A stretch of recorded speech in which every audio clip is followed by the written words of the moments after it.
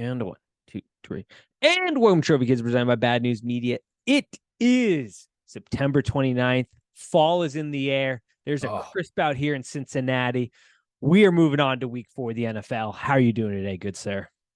Doing well. It is crispy over here as well. It just comes like it's warm, and then boom, you wake up and there's this beautiful crispness in the air. It is here. I love it. I want to say it's starting next week. We're going to go like 55 days straight with football because like action gets going. There's no break really outside of maybe a Tuesday here and there until like Thanksgiving. We're rocking and rolling. Fall's in full effect over here for the Trophy Kids podcast. Yeah. What is definitely in effect is the London games. We have wire-to-wire football this week with the Falcons versus the London Jacksonville Jaguars at this point. They're staying over there for 2 weeks in a row. Game's at 3, or is at 3 right now in the spread. Over, under 43 and a half? 45 and a half. I apologize. 45 and a half. Lines also moved down to 2. These numbers, I put them up last night. Lines are moving like crazy. This is a real good start to the podcast. How are we breaking down this London game? Oh, it is tough. I tell you, 3 straight weeks of London football. I am excited. I actually 3 straight weeks of European football. I don't know if the third one's in London or not, but it probably is. So yeah, I am excited. I don't feel confident going with Jacksonville. I'll tell you that much. They really let me down last week. I mean, they were 7.5-point favorites and then lose by 20. So that is obviously concerning. And I'm just. Last week really got to my head, I tell you. I think everything that could have gone wrong really went wrong for a lot of games. So, I lean these Atlanta Falcons. I don't like the Falcons, but I do like their ability to run the football, obviously, hold on to the ball, not give it to Jacksonville too much. So I like the Falcons here. I don't even hate them on the money line, but I'd probably play it safe this week. Just go with the +3 there. I think that's a pretty safe one. And as long as it doesn't get down below 3, even if it does, I'd still feel pretty good about it. I cannot trust Jacksonville right now. I don't know what to make of them. They're an interesting one because I am also with you. I don't really know. There's rumors that Doug might retake over play calling ability because things are sort of going a little sour. You look at them, they're fantastic on early downs. It's the later downs where they just all of a sudden go kaput in the brain. They're dealing with some heavy drop rates right now, too, in the wide receiver room. I don't know. They need to get right on this London trip because you've got an opportunity to set things right with this Falcons team. The one problem the Falcons are, I don't know what Arthur Smith's doing because right now you clearly don't trust Desmond Ridder because you don't push the ball at all. You invest draft capital in guys like Drake London, Kyle Pitts, who you hardly ever target. So to me, that's like, I don't trust the guy. When you got Tyler Heinicke on the bench, who, while he is definitely a feast or famine quarterback, at least you have some option to pull it over the top. Here's one for you because we talked about it last week and the Vikings may be open to a trade opportunity here. The Falcons, Kirk Cousins, Falcons. This team immediately probably wins the NFC South. It is competing in the NFC this season. I feel like this is a trade you need to make because I don't know what you got at quarterback. Yeah, and I don't hate the idea. I think the Vikings should be taking all calls on Kirk Cousins just to see what they could possibly get for him. I imagine, teams are weird. They probably don't want to keep him in the NFC, which is dumb. It's not like Kirk Cousins is just going to, just come back and dominate you.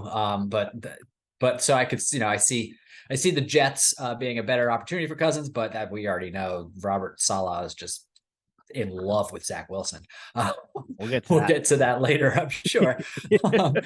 So I don't hate that idea. I think that would instantly, Kirk's got to, regardless whatever you think about him, he's going to sling the ball around, and he loves tight ends. He'll hit Kyle Pitts all day long.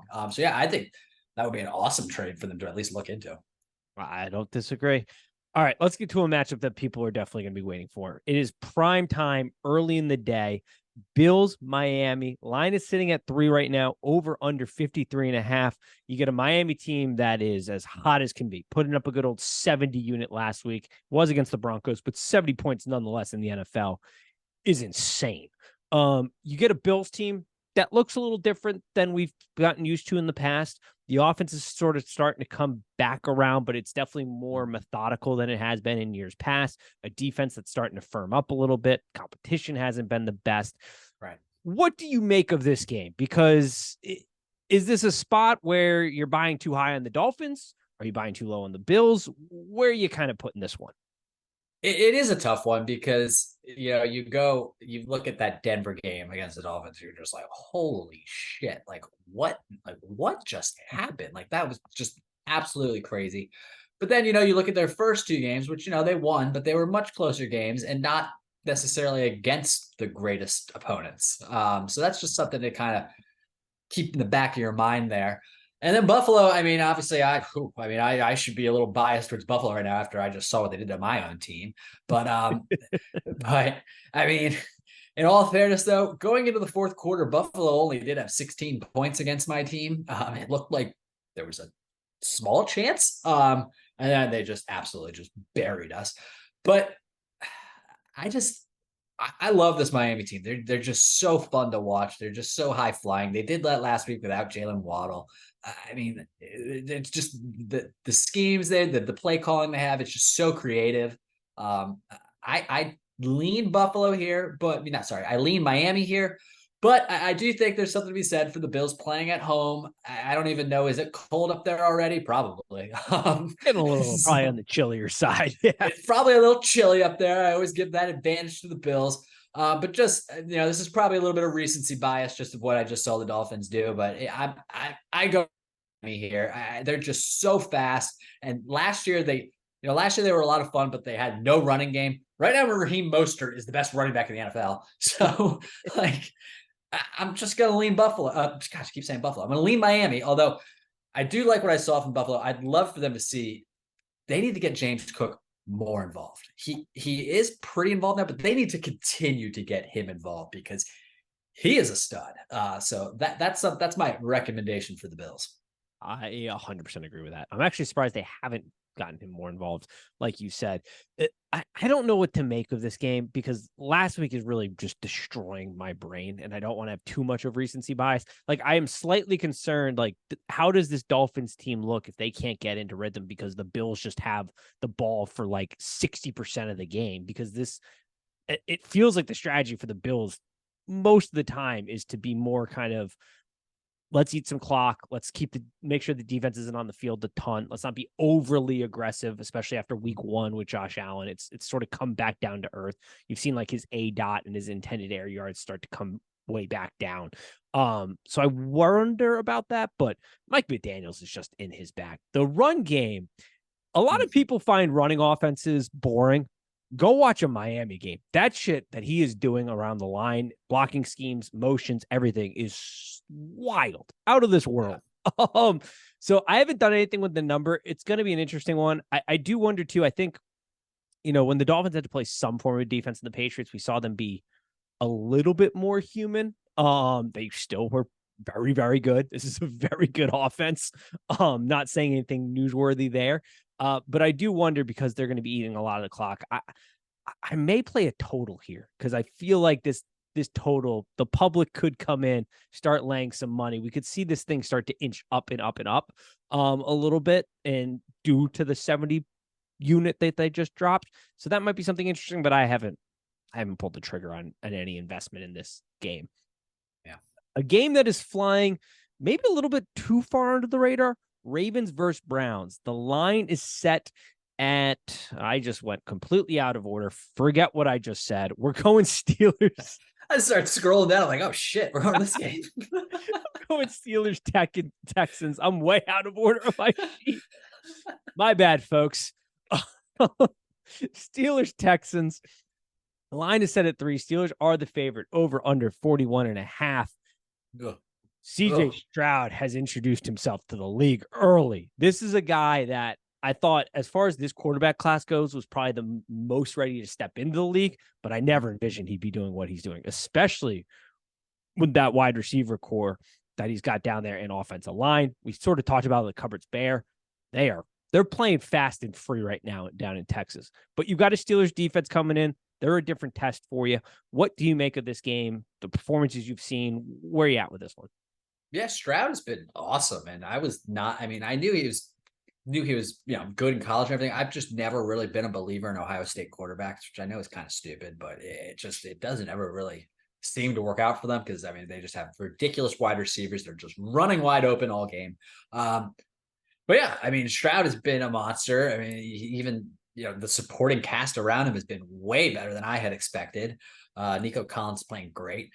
Pittsburgh, I can't believe they're 2-1. I don't think they're a very good team. I don't know really what to make of them. I do think they have a good defense. The running game there is just kind of it's okay.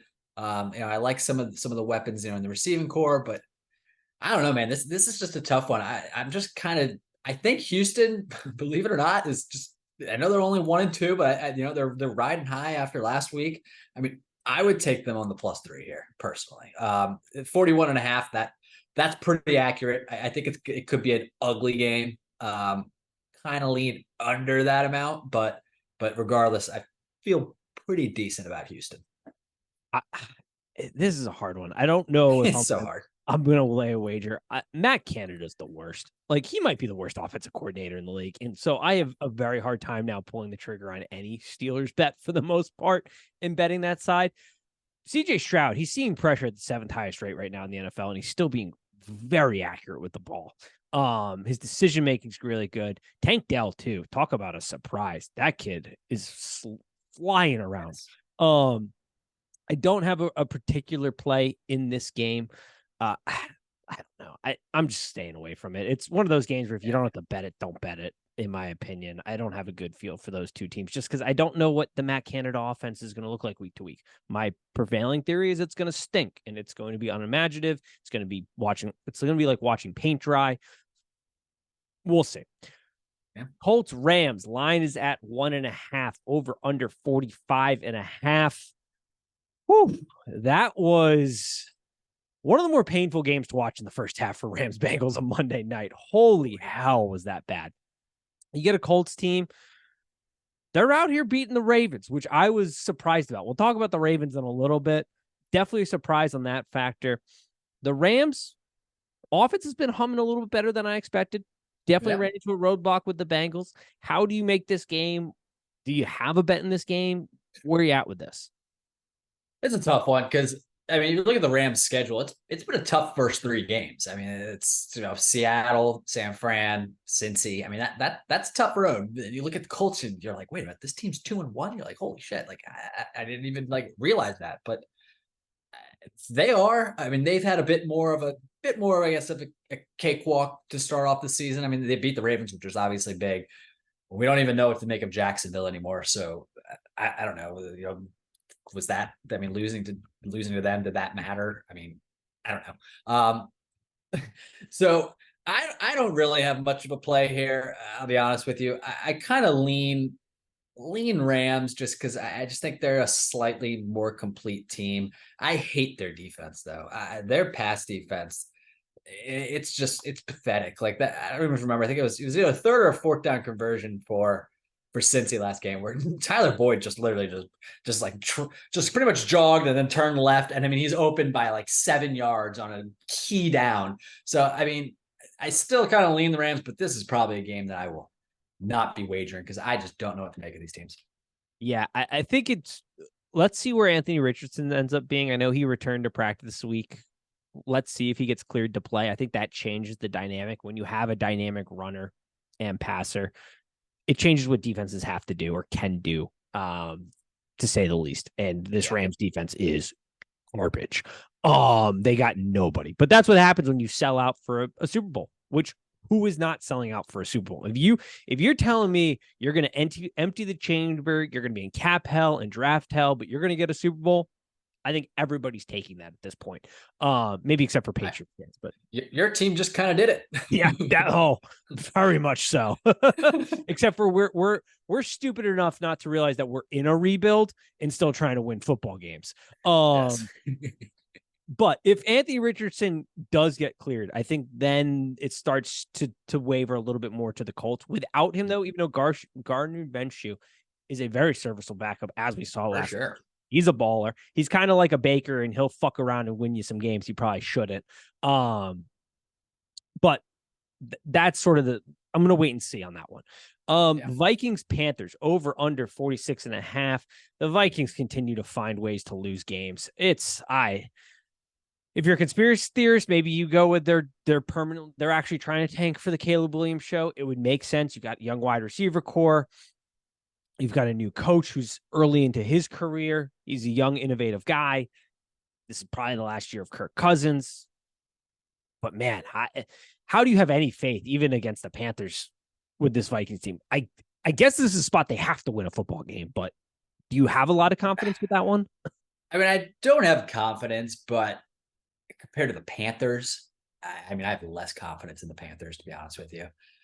I just think the Vikings, they're just too talented not to win this game. I really think so. It sounds like Bryce Young is back. I don't necessarily think at this point that's really good for Carolina. I'm going to be honest. So I just think they're too talented. I think they finally get a win. Four scares me a little bit, but I do. I just think they're too talented. I think Justin Jefferson's going to eat them alive this week. So yeah, give me Minnesota. But I mean, how can you possibly like that? It is two teams combined that are 0-6. Yeah, this is going to be a tough one. I mean, Bryce Young was seeing pressure at the third highest rate in the NFL, and the Vikings blitzed at the first highest rate. Now, while they don't get home a lot, it's hard not to get home against this Panthers offensive line. So I think that rate is going to be jacked up a little bit. You know, Bryce Young made his bones at Alabama anticipating a lot more. And that was like his greatest attribute, sort of like a Drew Brees, where he could just see how it was developing before he even got close to developing and hit. The ball was out of his hand before the route even broke off, type of deal. He's really going to have to do this week. The problem is he has no wide receivers that can push it anywhere past 5 yards down the field. So it's a bunch of just kind of death by 1,000 paper cuts. That's not going to do the trick, because even though Vikings can't block a thing up front, Kirk Cousins is putting up some numbers, just not converting wins. There's too much talent. I'm with you. I do like the Vikings. I also don't mind them at the 4. It's a little bit high. I don't like anything out of a 3, but I make this game to be about a touchdown. I think the number's off on this one. Yep. Say the least. All right. Bucks Saints line is 3.5, over under 39.5. We saw Jameis Winston return to the NFL last week, the most unintentionally funny man the world has ever seen, going up against a Bucks team that just got spanked on national TV Monday night. They returned back to the mean, which you had been texting me in the group text and kind of pointed to it last week in our preview that that was probably a spot where people returned to the mean. We certainly saw that, especially from an offensive side of the ball. I don't know why we were force feeding Tompkins like he was a toddler. I mean, my God, what was that? Mike Evans apparently learned how to forget to catch. Get some stickum on those gloves or something. While also having one of the nastiest one-handed catches I've ever seen. Yeah. Literally caught it, and then just like his body just got pushed and he kept going for like 3 yards in the air. It was unbelievable. Yeah, simple catches, no good. Insane one-handed catches, nails it. We continue to run the ball at one of the highest rates in the NFL, even though we are successful at one of the lowest rates in the NFL. Go figure. Todd Bowles is your head coach. How do you make this game? Because things are different from a Saints offensive standpoint, but from a defensive standpoint, still a pretty tough unit. Oh, yeah, for sure. The defense is what you really have to be worried about. I don't really worry about that offense too much at all. I think I have a hard time seeing the Saints winning by more than 3 points. They might win, but they don't score enough. And I like the under. I like your boys here at +3.5. You give me a hook there. I really like it. One thing I do want to bring up, I think I might have brought this up. I brought this up like a year or two ago to you, I think. Chris Godwin. The hype train started too early for him. Yeah, a little bit. There are games where he gets some great matchups and he's fantastic, but then there are games where he just sort of disappears, and that's my problem. Yeah, it should be. I don't understand. Yeah, it's not great. This is my whole point though with the rebuild. It's like it's time to just start shipping some pieces out. Let's fight for the number 1 pick. Godwin's going to get some value in the market. Mike Evans, Yeah. From everything I've seen, it doesn't feel like we're re-signing him. Like it would have been nice for him to retire a buck, given he's going to be a Hall of Famer and he's won a Super Bowl with us, and he was sort of one of those key pieces for getting this franchise turned around and even being in the lottery to get Tom Brady. And he's been such an offensive force, but like we're not going to re-sign him. It doesn't appear. So like, let's ship him off for picks. And like, it's time to get this going, but we apparently don't want to do that. I have concerns about the Bucs offensive line. It's bad on the interior side of it. Now, part of that is due to some injuries, but it's not great. I fear for what this Saints defensive line can do. That's why I don't hate the under, because we are clearly just going to run our heads into a brick wall with this running offense. So this is going to be a tough game to watch, to say the least. I do like Carlton Davis. He's got full participation in practice. We'll see where Devin White ends up. The back end's a little banged up, which is not great for the Bucs, but we've got Jameis. He's good for a couple picks in this game, probably. So maybe bet Jameis Winston's prop bet on the picks. Your Commanders have got themselves a dog fight. The Eagles are coming into town. Line is set at 8.5, over under 43.5. And the Commanders at this point in time have given up 19 sacks in 3 games for Sam Howell. That is 5th most in NFL history since sacks became an official stat. How does your Commanders put together an offensive game plan for a defensive line that's starting to bully the trenches? Oh yeah, it's going to be tough. And we're actually going to their town, so they're not coming to our town. So that's makes it even harder. Last year we had this, lineup, basically the exact same situation where it's just like, how are they going to do it? Somehow Washington pulled it off. I don't foresee that really happening here. We give up a lot of sacks. Unfortunately, a lot of those are on Sam Howell, which is just not a good sign so far. He has shown signs where I'm just real encouraged, but he takes a lot of sacks. We don't have a good offensive line, but they're not that bad. And Howell is just holding on the ball for too long. I like Philly here. I don't think we're going to be able to really keep up with this team. One prop bet that I do really like, though, is Terry McLaurin's total is at 50.5. And last year against Darius Slay, Terry put up 100 on him both games. Terry put up 100 his rookie year against Slay when he was in Detroit. He kind of owns Darius Slay for whatever reason. Darius Slay's a really good player, but Terry has had his number. And even if you go and look up Slay quotes, he even says, he's like, Terry, I don't know what's going on with him. He's just, he admits he can't cover Terry McLaurin. So you got him at 50.5. I would take the over. I know it's been kind of a down season pretty much for all Washington receivers so far. But I really like that there. The total is interesting. It's just like whenever I see an 8.5 point spread and only a total at 43, I'm just like, dang, they really just think they're going to kick our ass, which they probably will. I lean Philly, and I also, like I said, I like the Terry over. To put into context, because it's a great point you bring up, like the offensive line isn't great, but Sam Howell is certainly a key contributor to the sack number. Sam Howell is only seeing pressure at the 13th highest rate, yet he's been the most sacked quarterback in the NFL.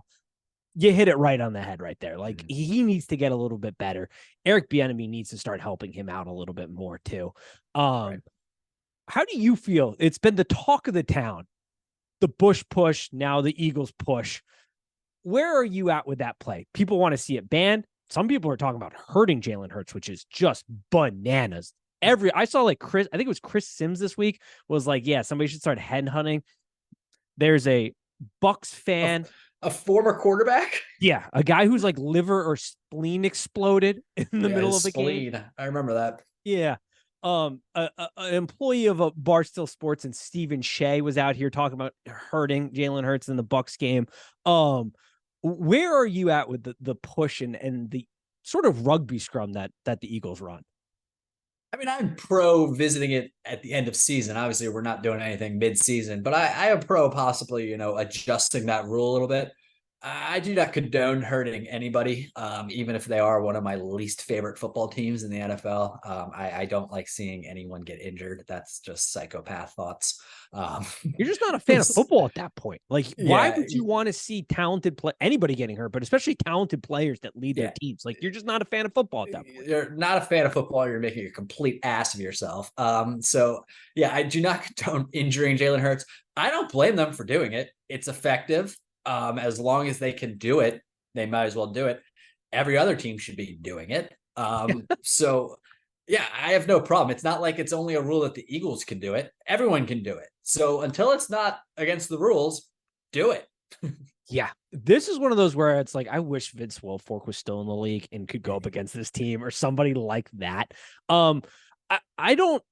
I'm one of those things where like they mastered something and do it so well. Like, don't let them get to 3rd and 1 or 4th and 1 or right on the goal line. Like, Yeah. I'm not going to cry a river if they ban it, but I'm also like, try to stop it. I would like them to adjust the defensive rules because I'm pretty sure it's a penalty if you push a defense, like if you're on defense and you use your push, if you push your defender into them. I believe that's a penalty.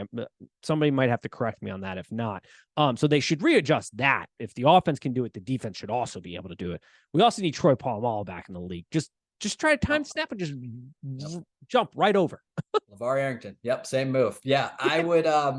The only thing where it really does, I mean, I don't love it. Don't get me wrong, but it's not against the rules. I don't like when it's like 3rd and 2.5, and they do it, and it's like, okay, now it's 4th and 1/2. Let's do it again. I don't like that. It's just like, this is boring. But I mean, it's their right to do so. Yeah, once again, I don't mind them revisiting it if they decide to get rid of it. Well, that's fine. What I do mind is people bitching and complaining about it because every single team could run it if they want to. Sure, their quarterbacks don't squat a Mack truck, but you could still run a version of that. Titans, have Derrick Henry take the snap and push him. Like, you know how effective that would be? It would work. Yeah, like we could teach Myles Garrett how to take a snap, put him behind center, have him do it. Like, let's get creative with this. Stop complaining, then revisit in the offseason. If they start doing that, I'll start being real pro that rule. That's cool. Yeah, that'd be a lot of fun. Yeah. All right. An absolute game of two immovable dog shit units in the Broncos and Bears. The Broncos defense has allowed a score on 59% of opponent drives. It's the worst in the NFL. The average is 36 against a Bears offense that I don't even know why they get off the bus. Why do they roll anybody out of this offense? It is the worst thing I have ever seen. It makes no sense. You're running your quarterback late in games when the game is clearly over, but you refuse to do it when the game starts to get him going. It is an embarrassment on the Bears. What do you make of this terrible, terrible game? Oh yeah, I should probably say the line. It's 3.5 Broncos over under 46. It's a terrible, terrible game, like you said. And I mean, I don't even know how the Broncos are getting a +3.5. I mean, -3.5. I mean, I understand the Bears are terrible. Like, don't get me wrong, but how are you giving the Broncos 3.5? That's the craziest thing I've ever heard. This should be a pick 'em. So just based on that logic, I'll take the Bears. But I mean, I could see the Bears losing by a touchdown as well. I'm not playing this game. There's no way. But for the sake of putting a podcast out there, I'm gonna go with the Bears just because I don't see how you could possibly favor the Broncos by 3.5 points. I just don't see it. I love the Bears galaxy brain though of like, we lost all of our top pressure guys. Let's invest in no pressure guys. And through 3 games, they have 1 single sack.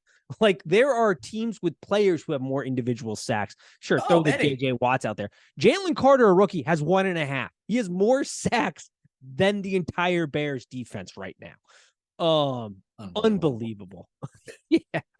My God. All right. A matchup that we had briefly talked about for a hot second when I got out of order. A matchup flying somewhat maybe under the radar, a divisional game. The Ravens-Browns line is set at 2.5 over under 45.5 or 40.5. My goodness. We flagged this a week or 2 ago. John Harbaugh with the Ravens as an underdog. 23-2 in his last 25 games against the spread. That's pretty damn good. But he is facing a Browns defense that is very good, has a chance to be one of the elite defenses this year. They've only allowed 1 touchdown on 39 drives against this defense. The Ravens have been a little up and down, mostly down, a lot of injuries. When don't they have a lot of injuries with this team? They go into Cleveland. How do you make this game? Do we buy into the Ravens trend or do we buck it on this one? Oh, I tell you what, it's kind of hard for me to buy into the trend here. If it was at home for Baltimore, I'd feel more comfortable. But right now, things just don't seem to be clicking for them, especially on offense. I'm concerned there. I love Zay Flowers. I think he's a stud. I think they need to just get him the ball as much as possible. Just keep getting him the ball. Yep. I think they kind of missed on that opportunity last week against Colts secondary that I think you and I can maybe get open against. Just kidding. At times, I feel like I could walk a route and maybe find an open hole in that secondary. Yeah. So that really, I mean, it really kind of bursted my confidence in the Ravens that game. It did. So I lean Browns here. If this starts to go more than 2.5, I would definitely possibly flip it and go with Baltimore. But I lean Browns, and I also lean towards the under just because I don't think either one of these teams are their offenses just aren't humming right now. But I will say Cleveland surprised me. I figured, the first game without Nick Chubb, like this could get real ugly, but no, they played fine. This is the benefit Cleveland has. They have a fantastic coaching staff, both on the defensive side and Jim Schwartz, who has elevated this defense. Oh, yeah. And Kevin Stefanski, from an offensive standpoint, is very good. Not the best in the league, but very good from an offensive standpoint. This is a number that at times has popped to 3. I definitely think it's worth seeing what the injury report looks like for the Ravens as kind of the week continues to move on, because the offensive line's a little battered. You get a Tyler Lindenball back, that maybe changes some things here for this offensive line. I was shocked as a Todd Monken guy, somebody who I think does a really good job scheming week to week. I don't know what the game plan was last week. I don't really know what the game plan has been this year. I mean, it's a very small sample size, but just between this year and last year, Lamar Jackson's intended air yards per pass attempt has dropped 2 yards. That's a pretty big drop. I mean, it's gone from 8.3 to 6.3. I was shocked they did not try to push the ball more down the field. And you hit it perfectly with Zay Flowers. He's your most dynamic wide receiving option.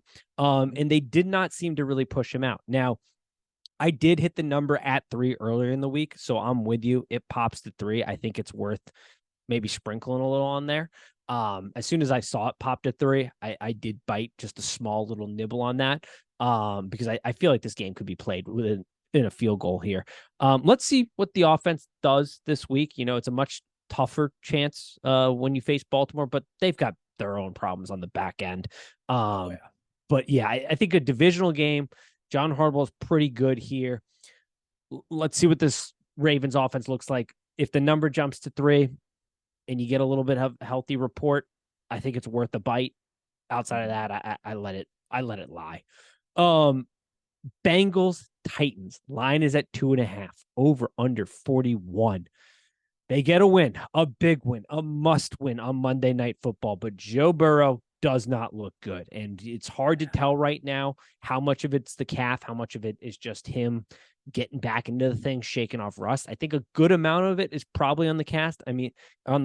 He is dead last in on target throws this season. He was 3rd last year. All right. There's not that big of a drop off year to year. The calf is clearly playing a role in this, but Zach Taylor's got to be better. We saw him finally get Jamar Chase involved in the offense, moving him around like crazy. Go figure. One of the best wide receivers gets involved in your offense and things start to pop a little. Who would have thunk? The 2 brain cells Callahan and Taylor have, they put them together and they had an offensive game plan that worked a little bit. Congratulations, guys. You get a Titans team. They're a little down. Defense is a little rough. But this is also another point I meant to bring up with the Bengals. Folks, you don't really think about it until you have to think about it. But having a decent backup quarterback is sort of a must. You've got Jake Browning. Every time I hear his name, I keep going, the kid from Washington's still in the league. He was not very good in college. And he's still hanging around. You bring in AJ McCarron, like they're about to hit a stretch here with the Titans, Cardinals before they got to play like the 49ers in a really tough stretch where this would have paid to have a decent backup. You could sit Burrow, get him a couple weeks off the field and hang around in these games. Can't do that. You don't really have a viable option. You do get the Titans, though. Can the Bengals continue to win? Does the offense take another step, or do the Titans have this one? Yeah, I think you said it great bringing up the backup quarterback thing because I mean it wouldn't hurt, if you could start a decent backup and just give Joe a week off, but they can't do that. I mean, it's a guaranteed L, and they can't afford a guaranteed L. So yeah, I mean they're kind of in a little bit of trouble. I don't think they're really in trouble in this game. This is a Tennessee team that just scored 3 points. They're bad. They can't pass the ball, they can't run the ball, and obviously, I mean Ryan Tannehill's the quarterback, so they can't pass the ball either. They're bad. Bad. I like the Bengals here. I actually love the Bengals here. I would grab them before it moves to 3 because it's gonna. I agree. And yeah, for Bengals fans, there's got to be a lot of dread because you just look at this. The schedule gives me anxiety for Joe Burrow because you got the Titans this week, you got the Cardinals that week, you got the Seahawks. All right, 3 games that if you had a decent backup, you could consider playing them. But then you go 49ers, Bills, Texans, okay, Ravens, Steelers, Jags, Colts, Vikings, Steelers, Chiefs, Browns to round up this. Like, this is the perfect time to get him some rest because you are screwed once you start hitting that midsection. Yeah, that's definitely a concern. I hope somehow it miraculously gets better because I like watching good football teams. My team's generally not very good, so I like to watch other teams that are good. This goes to the whole fact of like, we're fans of the sport. We don't want to see guys hurt like some other people in the media. Like, I like to see top teams compete. I like to see top tier NFL quarterbacks compete. So I do hope the calf gets better. There isn't a re-injury here or something significantly worse. Because that would suck. Raiders, Chargers. Line is at 5.5. Over under 49.5. McDaniels has got galaxy brain. I don't know what the hell he was doing at the end of the game there, kicking that field goal. Holy heck. How does this guy continue to get employed as a head coach? I don't feel like I've ever seen him make one single good decision as a head coach. The only time he found success was because he was cheating, filming practices, and he got caught. And then they immediately started stinking again when he was with the Broncos. Like, this dude stinks. And everybody really hates him. So he does stink, and he doesn't seem to be a very well liked person at all. The only thing I'll give him some credit for, because sometimes things that happen in the NFL make no sense. So they were going for the field goal, and they attempted it twice because they got a penalty, and they were able to hang on to the ball. I'm glad he was at least consistent and then kicked it later again. Because if he didn't, I would have been like, all right, what the fuck is going on? No one's brain makes any sense. So while it didn't make any sense, I'm glad he consistently didn't make any sense. I get what you're saying there. That's fair. I'll give him a little credit for that. He's consistent in his stupidity. Yeah, he's consistently stupid. Yeah. So that's good. Real Dumb and Dumber situation with Brandon Staley and McDaniels in this one.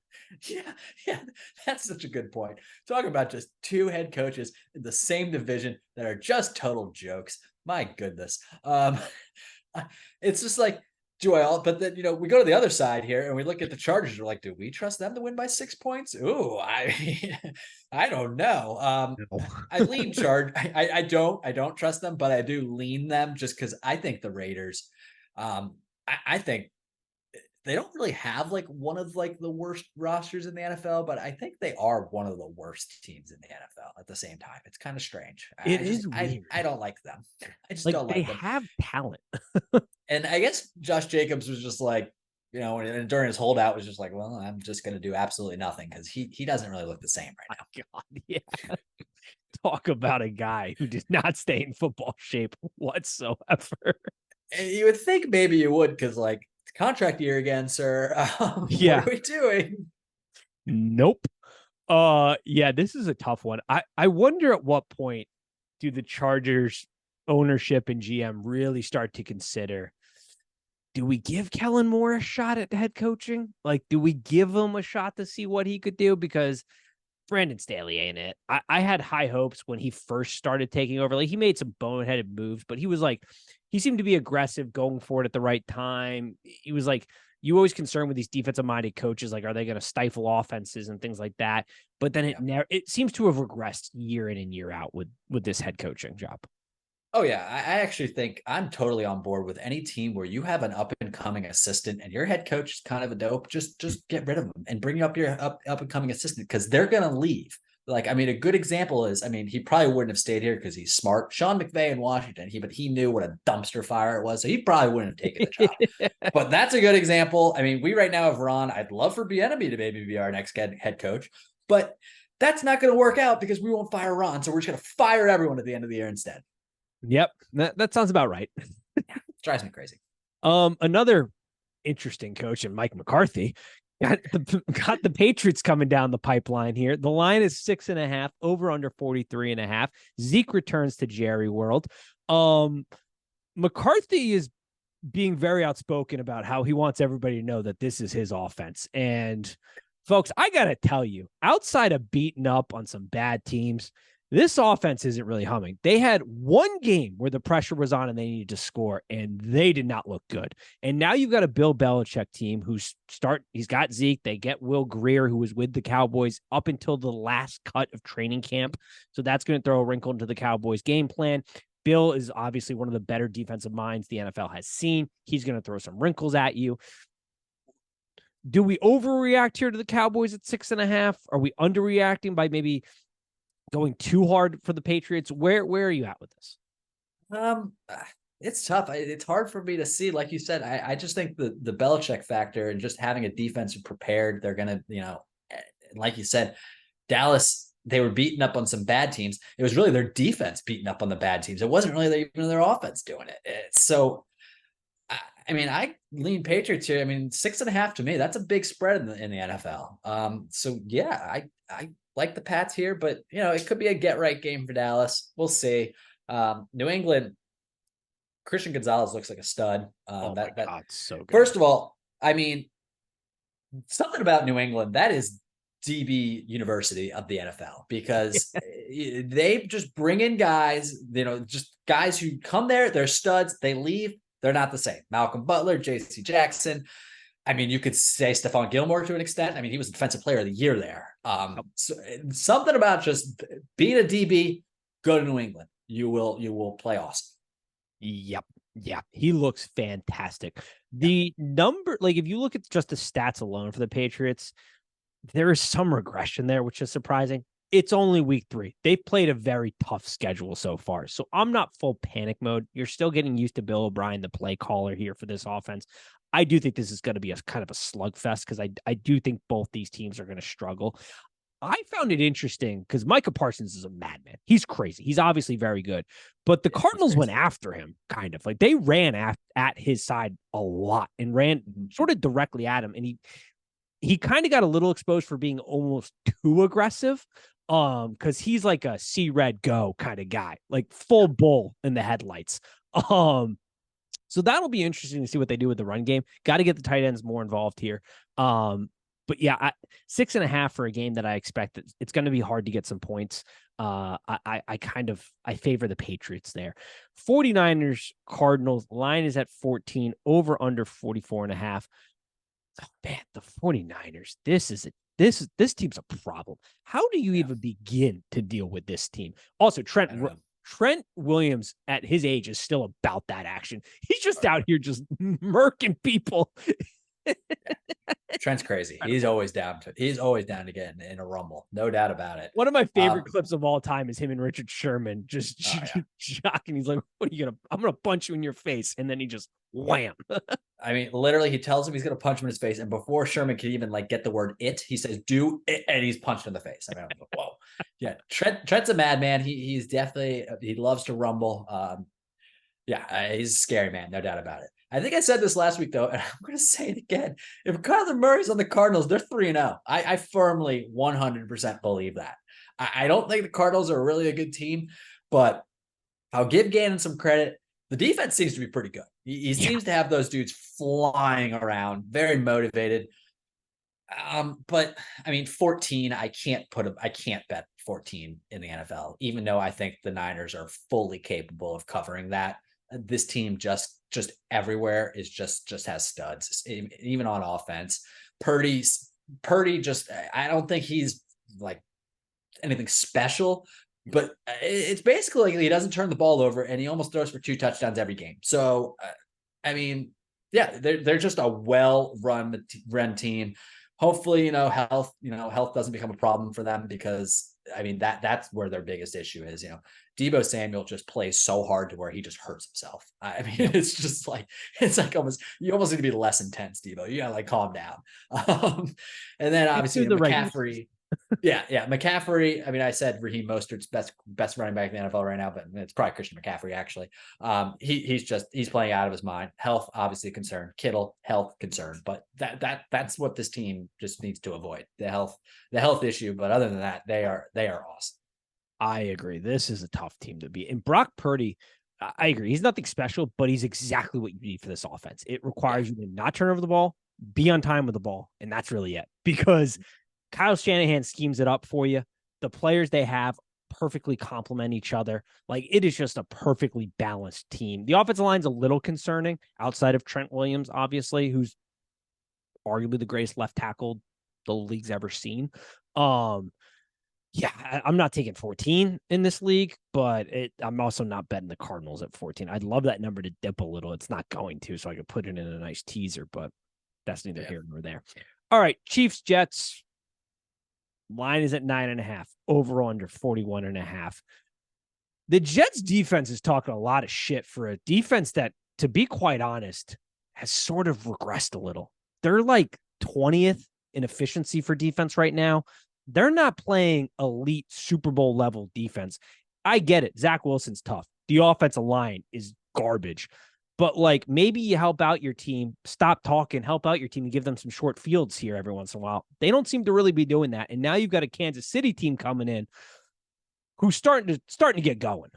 Yeah, they're going. I don't like a spread this big, but this is one where I kind of feel pretty good about 9.5 points, just because the Jets.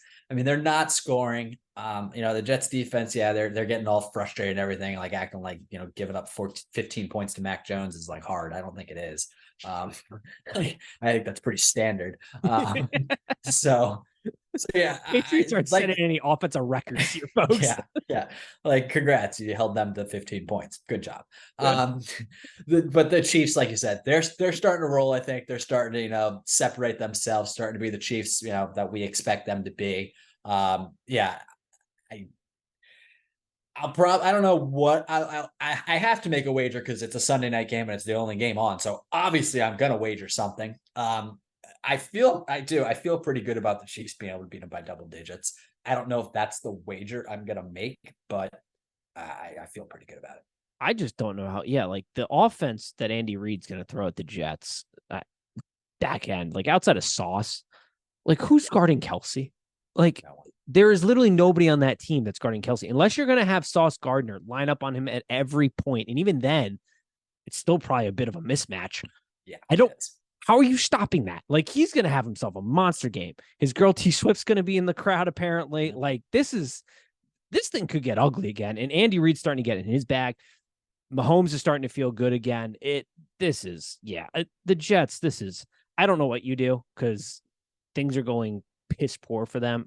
You eventually got to make a move, I think, at quarterback here, but it's also like I said, Zach Wilson is tough. He's not good. I'm not here to be a Zach Wilson defender, but the offensive line can't block a grandmother right now. All right. Like we could get some 80-year-old grandmothers out there running some swim moves. And they probably get to Zach Wilson. They're not helping out either over there. So like it's a large problem. That was the one thing we did say is like Aaron Rodgers, the reason that potentially works is he's going to get the ball out quicker. He'll see things quicker. Nathaniel Hackett is his guy. The offense is designed to him. You go from having that to Zach Wilson, who doesn't seem the game as quick, who Nathaniel Hackett's sort of a one-trick pony. Like he's only really good with one quarterback.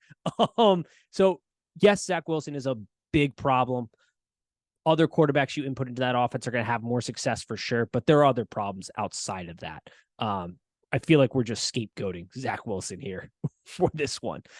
Seahawks, Giants. Line is 1.5, over under 47.5. I don't have much on this game. The Seahawks, I don't really know how to handicap yet. They are very up and down for me. And the Giants, I am struggling to understand as a football team and the direction they're trying to take. I don't know if you have a better read on this. It's the Monday night game. I'm going to make a play. But as of right now, I'm hoping this number moves a little to make it easy for me.